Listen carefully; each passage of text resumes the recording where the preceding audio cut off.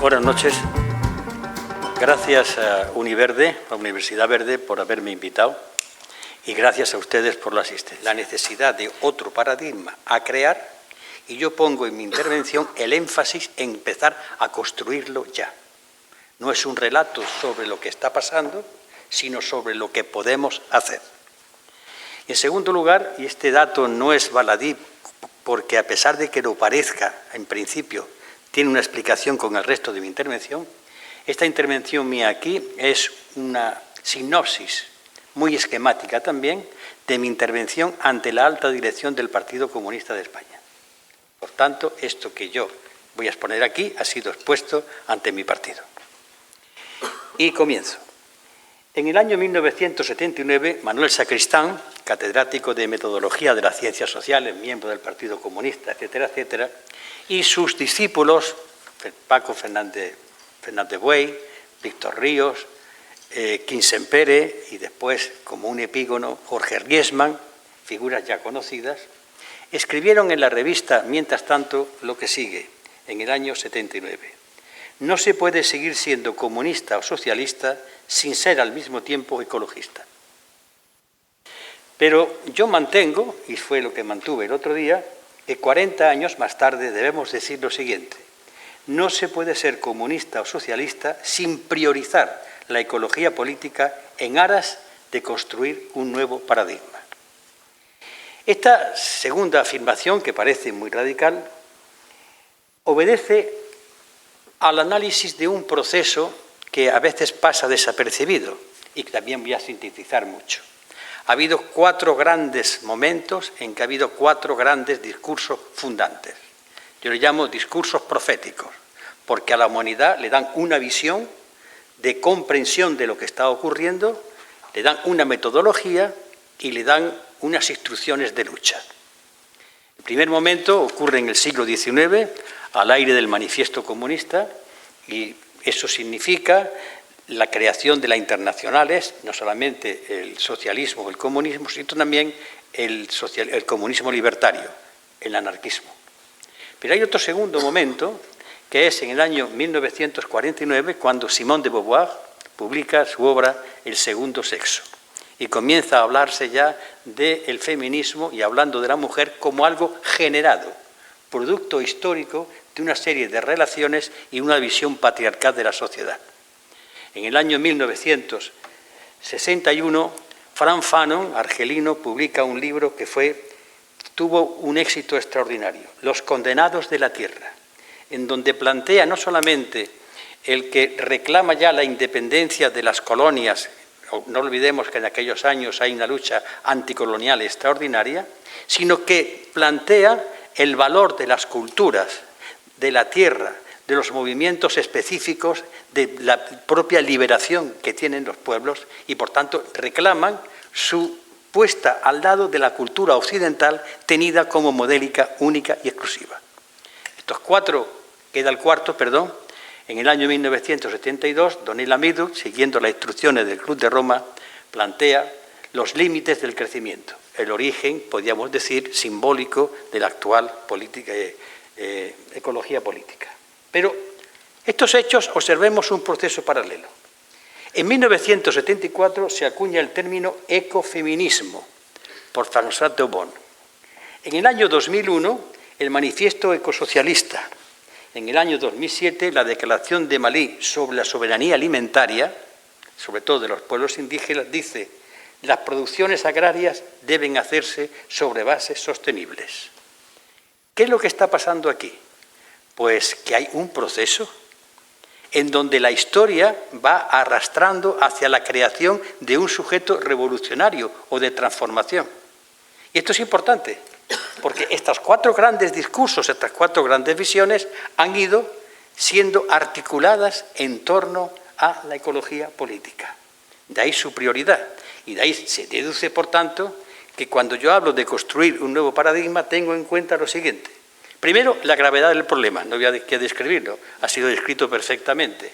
La gravedad del problema que ya no solamente es que es grave, sino que además es inminente. Resulta asombroso como cuando día lee uno un periódico y cada día se acerca más el límite de una fecha. Me pareció el otro día extraordinariamente inquietante un informe de la revista Bioscience de la Universidad de Oregón. Está firmado por 11.000 científicos. El cambio ha llegado y se está acelerando más rápido de lo que muchos científicos creían. Por tanto, tengo un grave problema, pero además que cada día es más inminente. Y en tercer lugar, lo que he dicho antes, la formación de un sujeto revolucionario o sujeto de cambio. Y no olvidemos, y quiero hacer un hincapié en esto, que el sujeto revolucionario o sujeto de cambio, el sujeto de cambio de paradigma, se hace en la lucha. No es cuestión de un laboratorio, no es cuestión de una redoma, ni de un serpentín, es cuestión de la lucha. Y la lucha no es necesariamente una lucha armada, ni muchísimo menos. La lucha de ideas, la lucha en el seno de la sociedad, ligando con lo que Nafek acaba de decir aquí, cómo podemos actuar nosotros. Y ahí, en esa lucha, es donde el sujeto revolucionario se crea y se potencia. Dicho esto, la intervención tenía que ser qué hacer y cómo. ¿Y qué hacer? Es lo que a mí en estos momentos más me preocupa.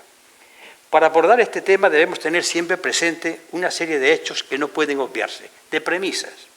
El concepto humanidad como sujeto globalizador del cambio es en realidad un conjunto heterogéneo de realidades, geográficas, económicas, sociales, culturales, y en el que existen diferencias sociales verdaderamente abisales. Esto no hay que olvidarlo. Lo digo porque cuando hablamos, la humanidad tiene que cambiar. No. La humanidad no va a cambiar nada, eso simplemente es una palabra, hay que tener en cuenta su composición, su situación, su relación con la propiedad, sus relaciones culturales. Es decir, que no esperemos que la humanidad inicie nunca el proceso de cambio. El proceso de cambio tendrá que venir de unas partes de la humanidad, ya veremos después las demás cómo se van incorporando. La segunda, la acción de construir un nuevo paradigma debe hacerse desde lo verdaderamente existente, ya. Esto lo digo porque hay determinados discursos apocalípticos dentro de mi familia política y similares que plantean el hundimiento del capitalismo y de ahí va a surgir el socialismo y la nueva sociedad. No, el nuevo paradigma le tiene que ver ya. Es decir, la nueva sociedad se tiene que construir rompiendo la actual, creciendo y hay que tener que construirla ya. Y ya indicaré después, de una manera muy rápida, cómo creo que eso se puede hacer. En tercer lugar, la realidad a cambiar, como toda realidad, sobre todo una realidad social, es la conjunción de lo objetivo y lo subjetivo. Las cosas son como son, pero además son como se piensan. Porque si las cosas no fuesen como son y como se piensan, tenemos un hecho hace poco tiempo en las propias elecciones. Nos sorprendemos de determinadas votaciones, porque las cosas son como son. Pero después hay cómo se piensan, el mundo de los valores, el mundo de la subjetividad, que es muy importante en la confrontación y en la lucha para crear el nuevo paradigma, el número de realidades individuales, intelectuales, éticas y de valores alternativos o diferentes. Si existe alguna visión alternativa de lo existente, y me refiero a mi cultura política planteó hace ya mucho tiempo el internacionalismo proletario. Pues bien, si hoy hay alguna fuerza, una cosmovisión que sea internacionalista, esta es la ecología política, porque lo atraviesa todo. Y por tanto, esa herencia del internacionalismo afecta y es cogida por la ecología política en la medida que está afrontando en primera línea el problema, sin olvidar las demás visiones de liberación. Por tanto, cuando hablamos de internacionalismo, aquí puede darse la concreción de esa realidad de lucha. Y el sujeto de cambio, como dije hace un momento, se hace en la lucha. Ahora bien, ¿cómo abordamos el tema? Pues lo abordamos desde lo que yo llamo una negación y una afirmación. Primero hay que negar y después hay que afirmar. ¿Qué negamos? El sistema capitalista. Ya lo que ha planteado Lourdes ha sido suficiente para que yo tenga que hablar ahora de cómo funciona el sistema. Simplemente dos datos que cogí. El sistema es irracional. Un dato, el gasto público mundial fue en el 2018 de 111,4 billones de dólares. Según el Banco de Intereses de Pagos, la magnitud de los cambios de divisas, el dinero volátil, en el mundo ha sido de 3.750 billones de dólares. Por tanto, el sistema es irracional, además de dañino. Pero hay otra cosa. El sistema no puede cumplir los derechos humanos. La solemne Declaración de Derechos Humanos y documentos concomitantes con ellas son imposibles de cumplir por el sistema capitalista. Esa es la negación, por tanto tengo que negarlo, rechazarlo, luchar contra, exponerle una alternativa y demoler una acción de deconstrucción de sus valores económicos, de sus valores éticos, de sus valores de intercambio, de sus valores incluso los más cercanos a las relaciones humanas. Un trabajo de demolición sistemático y, francamente, de lucha de ideas. La lucha de ideas que no solamente se da en las academias, se da en la calle, en el mercado, en las relaciones laborales, en el bar, en la taberna. Pero negar el capitalismo conlleva una ampliación de la lente para esa lucha. Había una visión clásica del capitalismo, lo entendíamos, viene en los gráficos del siglo XIX, un señor con una leontina, un sombrero chistera, el empresario. El capitalismo actual globalizado es una cosmovisión, es una visión del mundo. Y como tal visión del mundo implica un proyecto, unos valores, unas relaciones jurídicas, una cultura, un planteamiento globalizador de todo aquello que lleva la persona humana en su relación con los demás. En consecuencia, la lucha ideológica es fundamental. El trabajo de demolición se hace en todo lo relativo. ¿Por qué? Porque el capitalismo en estos momentos ha desarrollado hasta el paroxismo las tres divinidades que contiene ese Dios que se nos presenta como una alternativa ética. Es el Dios mercado, como el distribuidor de bienes y servicios, el Dios competitividad y la persona crecimiento sostenido. Sobre esos tres pilares, el sistema capitalista globalizado está funcionando. Deben que ser negados totalmente, porque eso se refleja en las conversaciones. Lo que acaba de decir Lourdes hace un momento, cuenta de resultados, hay que ser competitivos, hay que crecer económicamente. El otro día un propio documento que tuve que leer, desde la izquierda planteaba el crecimiento económico. Y hay que empezar a decir, no se puede seguir creciendo económicamente extrayendo más recursos de la tierra. Y ese crecimiento puede venir por vía de la educación, por vía de la cultura, por vía de la sanidad, por vía de muchas cosas. Pero no podemos sostener el crecimiento sostenido, hay que negarlo. Y eso está, repito, no solamente en debates académicos o en debates políticos, está en nuestras propias relaciones familiares. Y bien, ¿cuál es la afirmación? La afirmación es que hay que ya construir, y después me referiré yo, una propuesta alternativa, que sea capaz de promover una gran fuerza en torno de ella, para discutirla, para ampliarla, para relacionarla con el mundo de la política, desde el sentido de la fuerza de la propuesta, que pueda ir cambiando la situación. Es decir, una propuesta que imponga el orden del día. En cualquier sociedad, en cualquier empresa, quien hace el orden del día es el que lleva la hegemonía. En el momento que el orden del día de la política, de la sociedad y de la cultura sea el problema en el que estamos viviendo y las alternativas, estaremos en el camino de ir hacia el cambio de paradigma. Ahora bien, ¿cómo? Estoy corriendo a mucha velocidad porque no quiero que me corten el tiempo. Pues el Club de Roma, allá por 1970, planteó, entre muchas cosas interesantes, cómo afrontar esta lucha. Pues desde el despliegue de tres conceptos. Uno es nuevas visiones, otro creación de redes y la tercera, decir la verdad. Las nuevas visiones, efectivamente, la ecología política ya plantea una nueva visión. Pero plantea una nueva visión del análisis, del estudio, de las alternativas éticas que hay que hacer, de referirse a que la humanidad tiene que ir cambiando.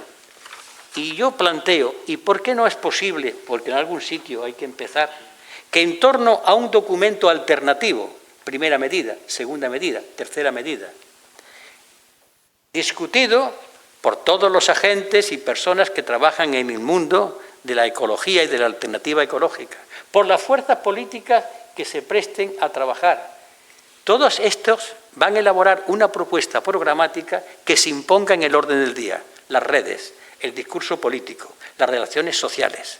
Es decir, crear una hegemonía de pensamiento en el seno de la sociedad. Pero si no hay organización y organización en torno a una propuesta concreta que se vaya cada día haciendo más compleja, más complicada, más extensa, no hay proposición alternativa. Un filósofo comunista llamado Antonio Gramsci escribió esto hablando de la nueva propuesta y hablaba de una fantasía concreta. Fíjense ustedes qué expresión más maravillosa, fantasía concreta, porque en la fantasía entra la subjetividad. La gente no se mueve solamente por datos racionales, es decir, el parado no se mueve solamente por el paro, se mueven por otras motivaciones, porque la realidad, repito, es la unión del objetivo y de lo subjetivo, y por tanto esa fantasía concreta es el programa, la manera de hacerlo, la manera de plantearlo y la manera de afrontarlo con la gente. Es decir, se podía partir de aquí, la idea, o de otro foro, pero buscando relaciones siempre en torno a lo real concreto, como alternativa ética de Estado, que es lo que hace siempre una fuerza que quiere ser culturalmente dominante, alternativa ética de Estado, propuesta alternativa de sociedad. Voy diciendo, la creación de redes, yo creo que Nafez Hammad ya ha planteado algo sobre esto, crear redes. La estructura reticular es la más importante que pueda haber esto. Es una organización, naturalmente, pero una organización donde es muy horizontal, a la vez que hay una especie de verticalidad que la da la creación de unidad en torno a luchas y en torno a propuestas. La actividad reticular implica crear una sustancia nueva que va organizando la sociedad en el momento en que el sujeto se va dando cuenta de que es capaz de cambiar y de que está alcanzando nuevas visiones. Esto se llamó en el campo de la izquierda la elaboración colectiva de programas. Y por último, decir la verdad. Decir la verdad a veces es molesta. Esto lo hemos hablado muchas veces llamándole discurso profético. Ya termino con esto. Los profetas de Israel, yo he cogido esa expresión de ahí, eran muy curiosos. Ellos veían más que el resto de sus compatriotas. Se daban cuenta, analizaban, ellos planteaban que habían visto a Dios. El caso es que realmente veían más. Y iban a los reyes, los afrentaban y le decían al pueblo a dónde estaban. El pueblo los apedreaba, solía ser, porque nadie gusta que le digan la verdad. Pues ha llegado el momento de decir la verdad, amablemente, sin rictus, nada de lenguaje apocalíptico, pero con la rotundidad de los datos y de las evidencias. Esto significa que vamos a intentar construir con una tarea titánica, prometeica, y que no quisiera que fuese como la de Sísifo. Es decir, crear algo para que vaya construyéndose, pero la respuesta es inmediata, desde ya. Perdonen ustedes esta velocidad, pero es que me tengo que atener al tiempo. Nada más.